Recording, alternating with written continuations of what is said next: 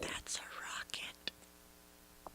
The Eye in Big Trouble in Little Chinatown features adult themes, language, and situations. Discretion is advised. 以成人为主题，语言跟情况小心。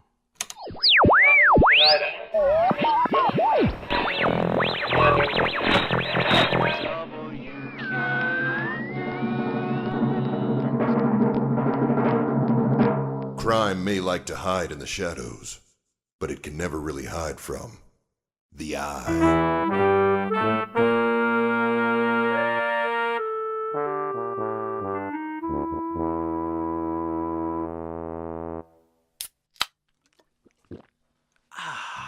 That's refreshing.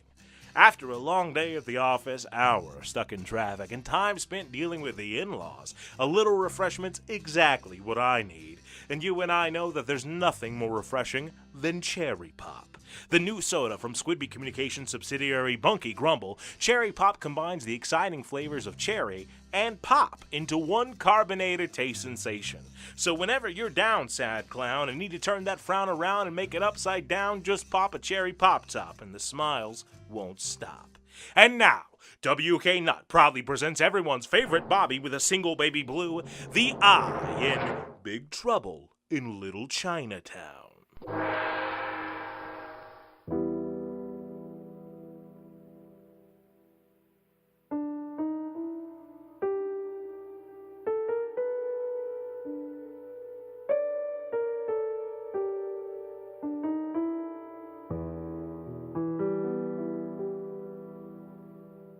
Like a flat tire, I was out of air and out of shape.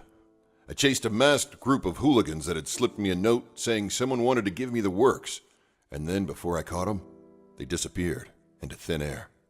I was in the middle of a case that had given me 2 dead citizens, a dozen dead creatures, a bruised up dame that was a 50-50 on standing me up if I asked her out, and a bad headache. What I needed was a drink, and the 5 deadly venoms had that in spades. See? The barkeep was a friend. Another Kentucky tavern, Vinny? Well, not that close of a friend. Vinny, my one-eyed ass. But at least he got my drink right. And maybe that's how bartenders know their patrons.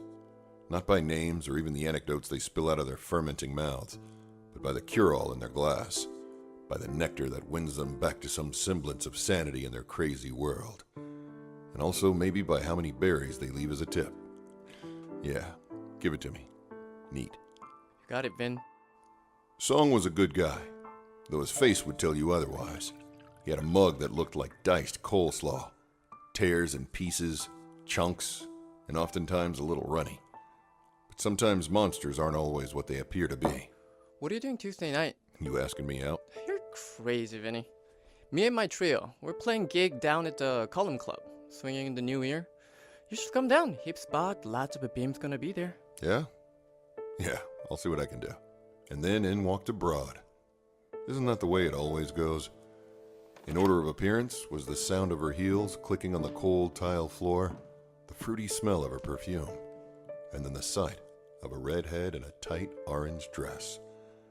She cozied up beside me at the bar as if we had plans. What can I get you? Baijiu, if you have it. Coming up. Another hooch, Vin? Please. Thanks. Hell of a night. You can say that again. Hell of a night. Who knew Sunday nights in the big time could be so tiring? I thought it was a day for rest. I've heard say there ain't no rest for the wicked. You saying I look wicked? I'm teasing. That's me, just a tease. But I bet you like to be teased every now and then, don't you? Sorry if I made you uncomfortable. Not uncomfortable. Yeah? Well, good. I'm a gibber. I'm a flirter. Ain't nothing wrong with that, I suppose. No, there ain't, is there? Well, cheers then, stranger. To nothing being wrong. All right, sure. To nothing being wrong. Whew, that's a good drink. Trick is to take it so quick you can't taste it. I like that. I mean, I don't like all things quick. You are a little flirtatious, aren't you? Yeah. And I ain't no liar. Unless lying is the position you want to start with. Don't get me twisted, though. I'm no canhouse canary or nothing. Nights get lonely in the city sometimes. I know what I like. Strong-looking buck of a man. You see a handsome button like yours, and get a little alcohol in you, you start wanting to care for somebody, you see? You start sharing too much. Sharing is caring, and before you know it, your dress is on the floor of some stranger's apartment and you're making bad decisions just to make each other feel good. Don't you want to feel good, Victor? The chin music I gave the grifter knocked her on her caboose. I hovered over her, like a cat staring down his dinner. What are you, loony? You hit a chick 'cause she gets sweet on you? I never told you my tag, and he said my name wrong. So who are you, and why are you after Just me? calm down. Calm down, okay, baby? Why don't we just go somewhere and have a little fun? Me and you, yeah? Make like an arrow and get to the point. You're not into girls? You like guys? You like guys? I can be a guy if you want. Like a ripple in the water, a wave went over the dame until she wasn't a dame no more. Now, pleading in front of me, was a man. How about it? You and me beat it, and we'll go somewhere and get more comfortable. Cut the con, or you get another knuckle sandwich in the kisser. You get me? Who are you? Why are you after me? Whoa, Vinny. No need for pea shooters. Okay. No need to put the daylight in me, all right? Another ripple, and I was staring face to face with some mishmash of a creature. The face of a cat, but with tusks and horns. These bright green eyes that were staring down the barrel of my gun. You trying to kill me? Kill you? Whoa. Wrong idea there, Dick. I ain't trying to kill you. Got some sugar for tailing you, that's it. Just trying to get some info, man. Get info by making it with me? What kind of info you after? My shoe size? I don't buy it. You're a dropper. Now who hired you to off me? Nobody, I swear. You crazy bird. Who wants me dead? Probably a lot of people, judging by how you react to things. Look, not me. I know nothing about that. Up and up, I'm just a tip chaser. A zebra got sprung a month ago. Can't find any work. Hoppers hired me to follow you. The Hoppers hired you? The Jiangxi? Don't tell them I dropped the dime, okay? What did they want to know? Whatever you had, I was supposed to get you liquored up, make bitchy and nice with you, cash a couple of kisses, and then we're back at your place. I drop you an honest Mickey and find out what you know about the dead dame they found at the Mogwai place, and then I dust out while you're still high. I swear to it. I should trust the guy who was going to drug me. Yeah. You know what? Here, you take it. Just take it. Pentothal, huh? Truth serum. Yeah, it's all yours. Now, come on, Flatty.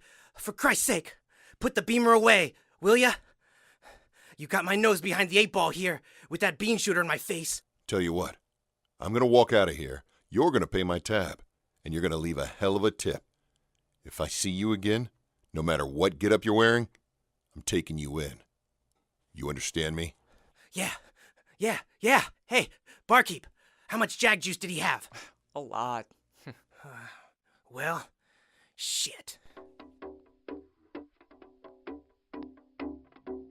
I walked out of the 5 deadly venoms with one pocket full of painkiller and the other full of truth serum. Detective Victor Caine. And there they were. The Hoppers. The Chinese vampires. The Jiangxi waiting for me. Damn this night. Have you not quenched your thirst enough with your poisoned wine, detective? Nice to see you too. Your cat thing is in there on his ass. You get what you pay for, I guess. I turned to walk away, and then there in front of me, right there on the corner, was another one of the undead bloodsuckers. It is the fool who thinks that the endgame is the only reward. Well, I hope you found what you were looking for. If not, happy hunting. I kept walking, right past him.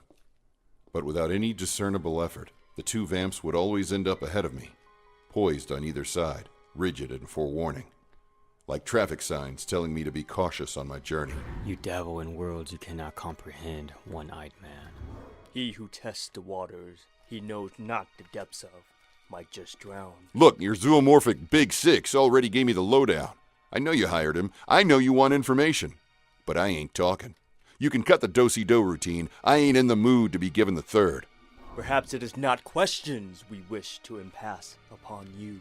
Then what is it? Perhaps a warning. Like deadlines, they were always coming up on me.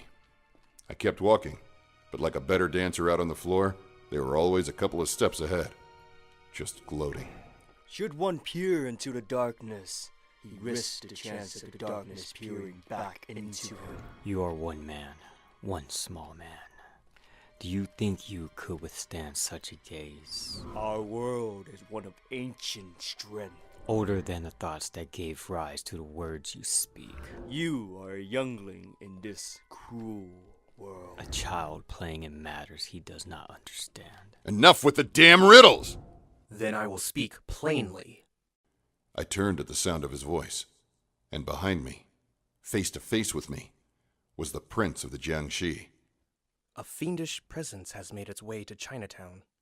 A danger from the old world that we believe has been brought here by you and your meddling. You mispronounced police work. Call it what you will.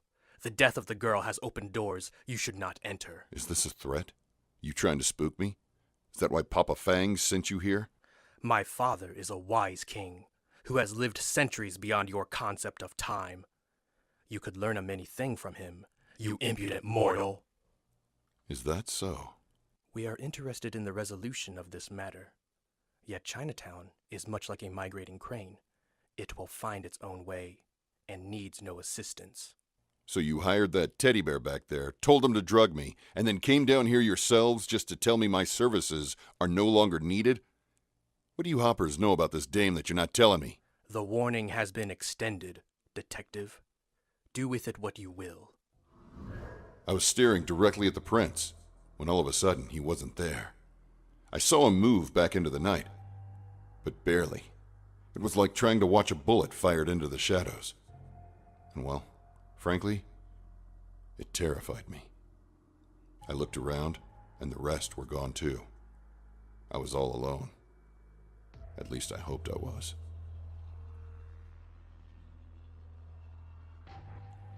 Like a Siamese twin, I was of two minds. Maybe the fox was right. The Jiangxi had killed Daifu. The demon faces, whoever they were, had gotten to the scene moments later. Then they had warned me that the hoppers were tailing me and had some goon that planned to 86 me. Or the story should be flipped. The demon faces were the killers, the Jiangxi were telling the truth, and the note had been a threat. Either way, you can't never go outside because you're afraid of the rain. You understand it's a big part of the risk you take, and you carry a big umbrella, filled with lots and lots of bullets. Just so happened I had my trusty umbrella with me when I stepped off the C-Fan elevator for my dinner date with Dr. Fu Manchu. Excuse me, sir. Ma'am, your guest has arrived? Excellent. Thank you, Coriani. Do come in, detective. I was shown in by the family butler, a tall dame with a body like an hourglass. Her, his assistant, the lady sitting beside him at the table, his wife, I presumed. Manchu surrounded himself with beautiful women. But if I had the bees like he did, I'd flat out do the same. The spread was like an eagle, majestic and high-flying. I couldn't exactly tell what the food was, something Chinese, I gathered. But the silverware alone, much less the rest of the furnishings in the 42nd floor penthouse of C-Fan, would have cost me my lifetime salary. I'm glad you could join us, detective. I was worried you weren't going to make it. Sorry for the holdup. I ran into a couple of old acquaintances. Completely understood. You're here now, though, and we're glad to have your company. This is my wife, Jorogumo. I hear nothing but wonderful things, detective. Remind me to tip whoever's been lying to you, ma'am. Pleasure. And you've met Caramena. I have. All up close like. Detective? Please have a seat. Our daughter will be joining us momentarily, but by all means partake. I hope you enjoy Luo Huan Zai. Me too. You'll love it, detective. Emile is a fabulous cook. All of our dinner guests begged to come back. My husband thinks it's because of his charm, but I think we all know the real reason. I think I have an Orphic quality that attracts people. Of course you do, honey. Of course. His pretty Japanese wife rolled her eyes in my direction. Manchu smiled, and his scary assistant laughed. It genuinely felt, for a moment at least, like a family gathering. Not my family. Nobody was yelling. But some family somewhere, I'm sure. The smell of the food, the camaraderie, nice conversation. It would have been easy to lose sight of why I was there. I was there for a dead girl, to find out what they knew about it. But maybe, if they think I'd let my guard down, they'd let theirs down too. Pry a little, give them a breather. Pry more. You two seem like the happy couple. I'd like to think so. Seem being the operative word there. It's all a facade. A rich farce, one might say. One might. Jorgumo and I were young lovers. Were? I can't express how privileged one is to find a partner not only in love and life, but in business, in hardship, in intellect. Detective, you'll have to forgive my husband. He has a tendency to become reflective and sentimental while enjoying his Buddha's delight. So you're involved with Sifan as well? I dabble. Sifan has many charitable and educational branches. I tend to many of those. Textile companies. Those don't sound as impressive, though, dear. The lady is modest. She is the international symbol of the Sifan Corporation. It's true. I may be the associated name when it comes to our stateside workings, but she's the face of the company abroad. Who could question that? It's a lovely face. Flattery will get you as much food as you'd like, Detective. Do you like it? If not, we could have something else prepared. It's delicious, actually. It's a lot of flavors. It's my favorite, personally. It is served at least twice a week. I would request it more, but I don't want a mutiny on my hands. And what about you, Detective? Is there anyone at home threatening to overthrow your position of power? Me? No. Bank's closed on that. 2X better halves. Those weren't exactly blockbusters, so... I imagine your line of work is also one that requires a fair amount of commitment. My husband tells me, and you'll excuse my naivete on the subject, but he tells me that you're well renowned in your field. Well, I don't know about all that. I do my job. That answer sounds diaphanous, Detective. I don't mean that to sound offensive. I hope you don't take it that way. I don't know what it means, ma'am, so I won't take it anyway. Very good. Dear, I don't know if the detective is accustomed to being on this end of the interrogation. We don't want to ruffle his feathers too dramatically. No, I don't mind. See? He doesn't mind. And that's why you're here, isn't it? To ruffle feathers and find out what our family knows about this heinous suicide or whatever it was. Homicide, ma'am. That's even more tragic. Any leads as of yet? Well, funny you should ask. Father? Mother? I'm sorry I'm late. Kuchisake, why are you so late, dear? I was worried. Enter the interrupter, Fa Lo. The daughter of Fu Manchu walked into the penthouse dining room. And like a good, traditional, caring family, the mother stood to greet her. That all seemed normal enough. The thing that caught me off guard as Joragumo Manchu stood up wasn't her intention. It was her legs. I couldn't stop staring at them. All 8 of them. Poised in her chair, I hadn't been able to tell. But now, as she stood up to greet and embrace her offspring, I could see that the bottom half of this woman was arachnid, and something that little Miss Crosstalk had said struck me. Something about spiders, and how and when they're dangerous. I'm sorry, Mother. The Chuzuche deal was a bit of a tough negotiation. But, effective as of tomorrow morning at 9 a.m., the Chuzuche car services will officially be folded into the Sifan family. Oh, honey. Wonderful job, Doc. Congratulations, That's wondrous ma'am. news. You're a spider. Hello, Detective. I am a spider. And you spin silk? I do. You've met the detective.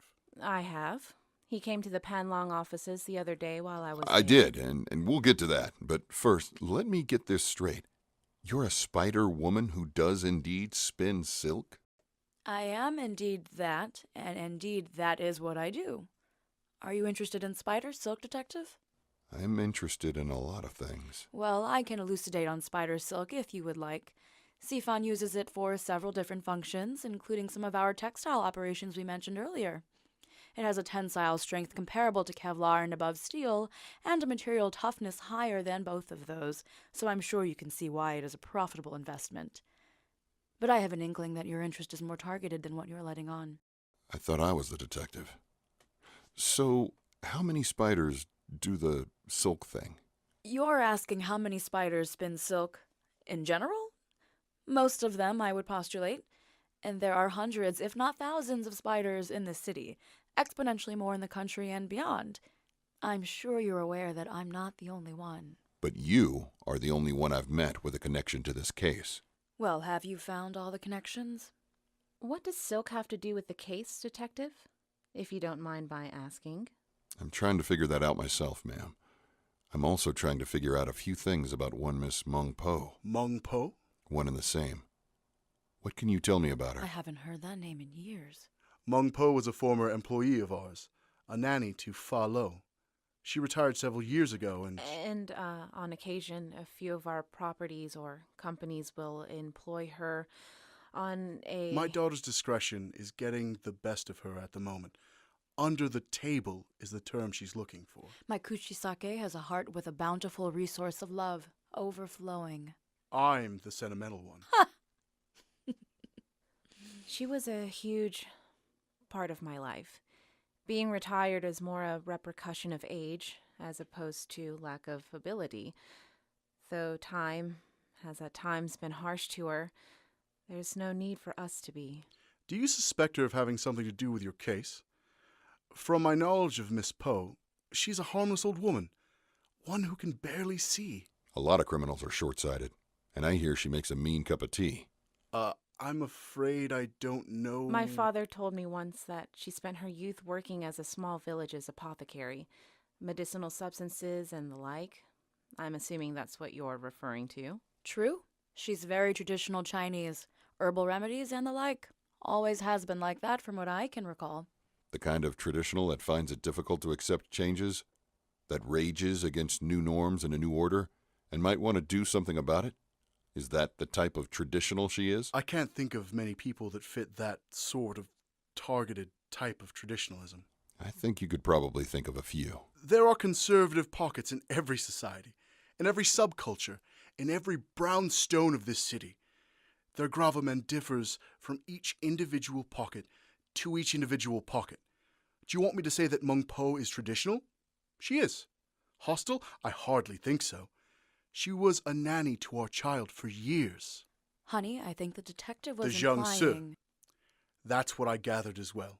I'm sorry to cut you off, dear. Yet you wanted to hear it from my own lips, didn't you? You didn't want to be able to suggest the power of suggestion, save in your suggestion that I would provide said answer. I understand that. Yet I can't help feel I'm not making myself clear. Excuse me if that assumption is incorrect. Perhaps it's my own projection, but I sense hostility in the tone of your questions. A police trick, maybe. A negative leaning towards me. I want to be forthcoming with you, Detective. You don't have to play games with me or my family. I feel as if you have a mispositioned doubt or suspicion of me. Ask me anything, and I'll tell you the truth. I'm not here for the truth, sir. Then what are you here for? I'm here for the lies. The typical crook, that's not my style, see. They're just some big boy or Abel Grable who thinks they can get away with running a barrel house or nicking some cash in Amscrang. They buckle. It's easy to sort them out. The kind of criminal I bring down, the cases I get assigned, those are more complicated. Those are roof jobs. You walk into a house and everything's covered. Everything seems in order. All the things seem to line up. But there's a leak.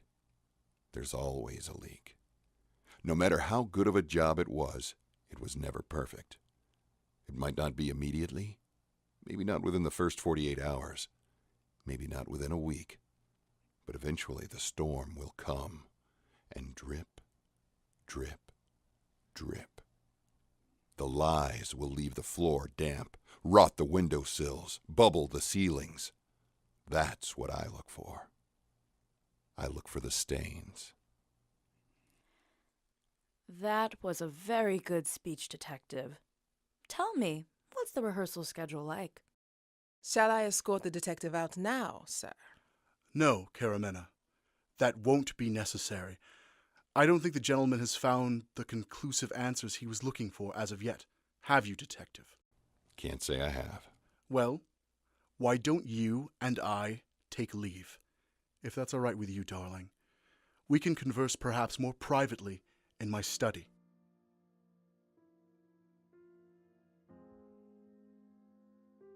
He led me into his private study like a husband leading his new bride to the bedroom.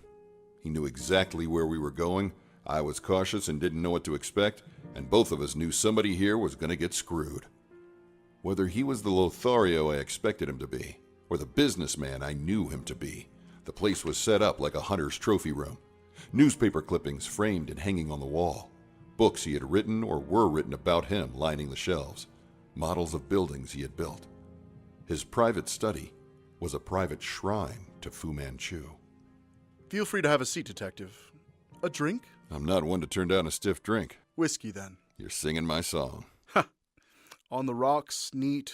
Which would you prefer? Neat's fine. Not that I've had a plethora of experience, but most police officers respond with some semblance of, I don't tend to drink on duty, or is this after hours? I'm just not most police officers. No, I gather you're not. These are your, school projects? The models? Projects, assuredly. And they were each educational in their own ways. The numbers on them. 128, 130, 134. As opposed to having some gaudy Manchu tower, or built by Fu Manchu and Sifan or Pear Garden Industries, the name of the actual construction company division of our corporate family, instead of some egotistical sort of nomenclature system, we make a practice of simplistic names, numerical order. The three you see, 128 is an industrial building in Queens, offices mostly. 130 is the same, but in Brooklyn, mostly medical companies, I believe. And 134 is a condominium right here in Chinatown. They're defined not by who built them, but by what they mean to the neighborhood and the people around them. Maybe not a shrine, then. Maybe pictures of his children. I could sense a bit of tension in his voice, in his disposition. Maybe my shakedown at dinner had disrupted more than he'd like to lead on.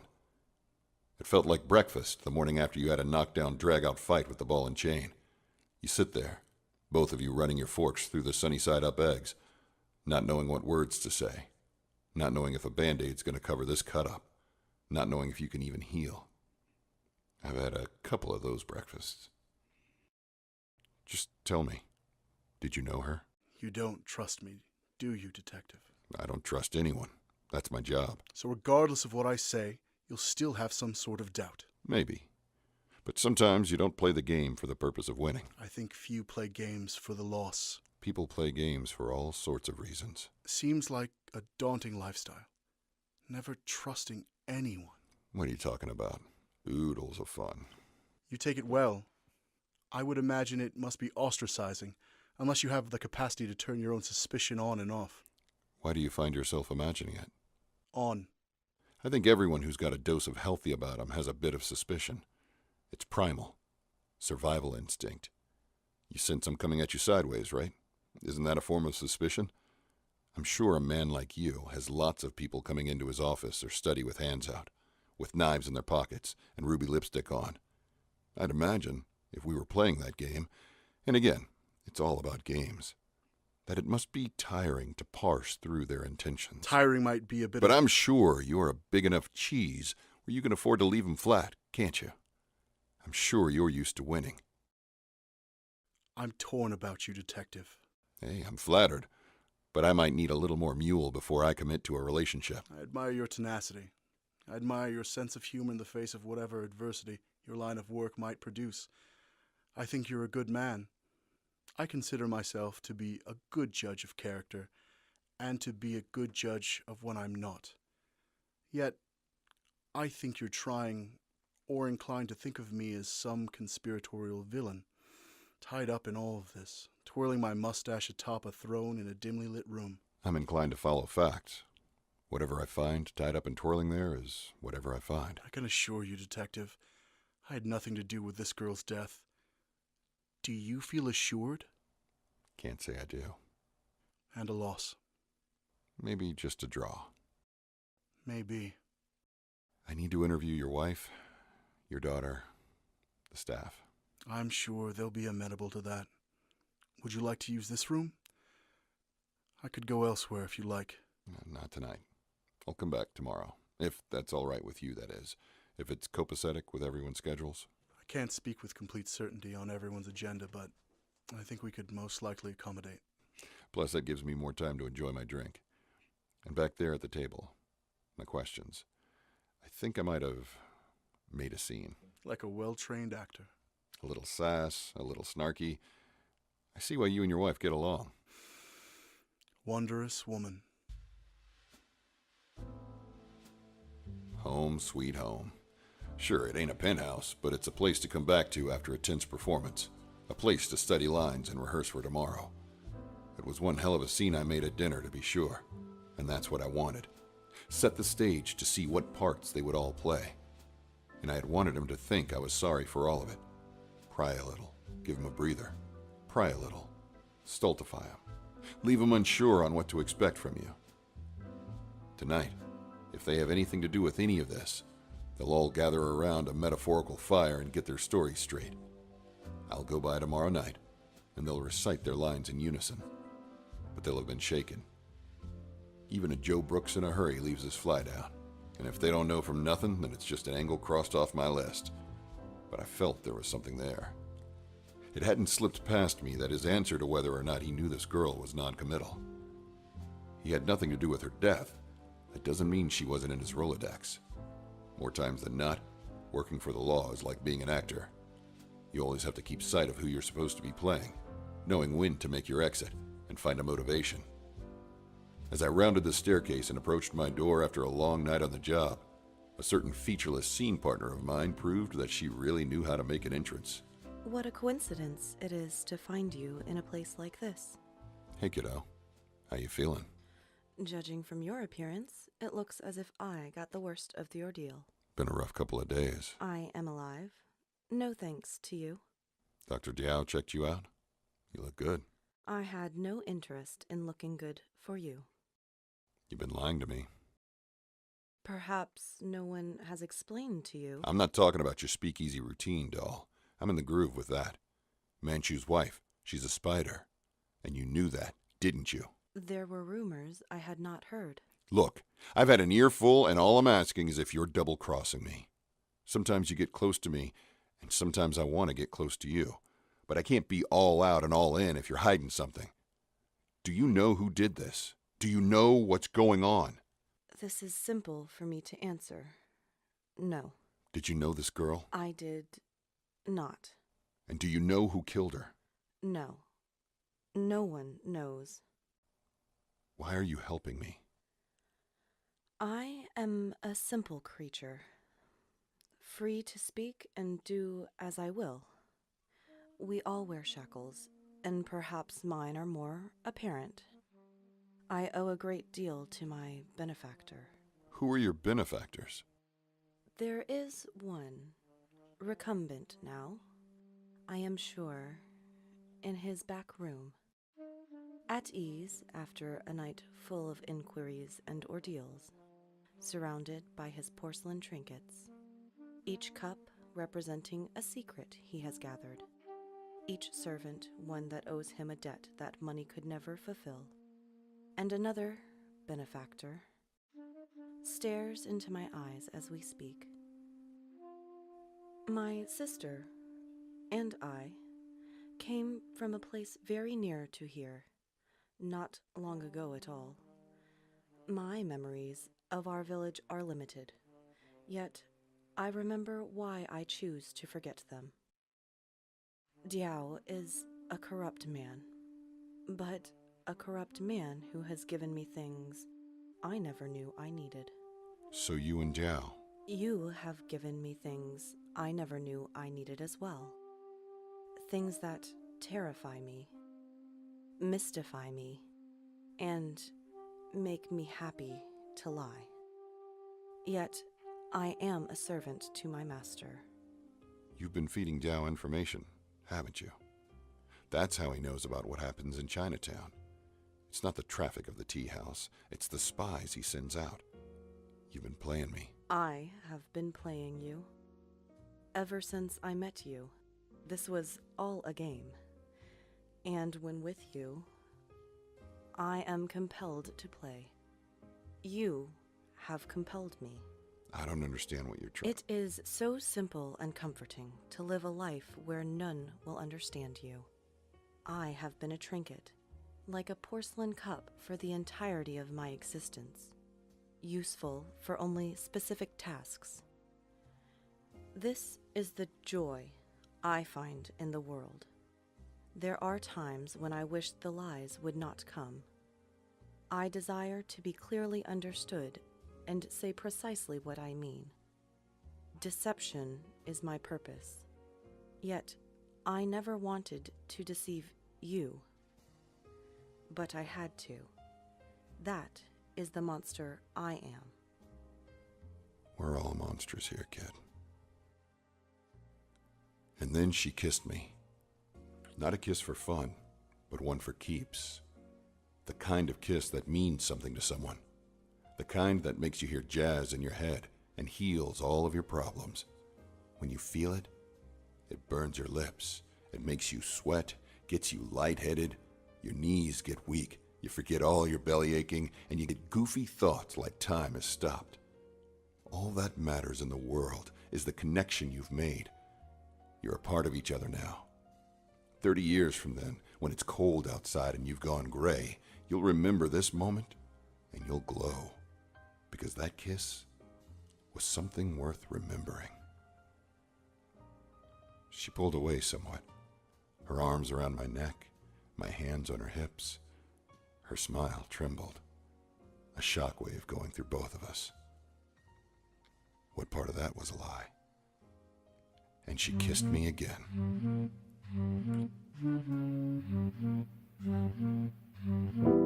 Come back next time to see how the action unfolds. Crime may like to hide in the shadows, but it can never really hide from the eye.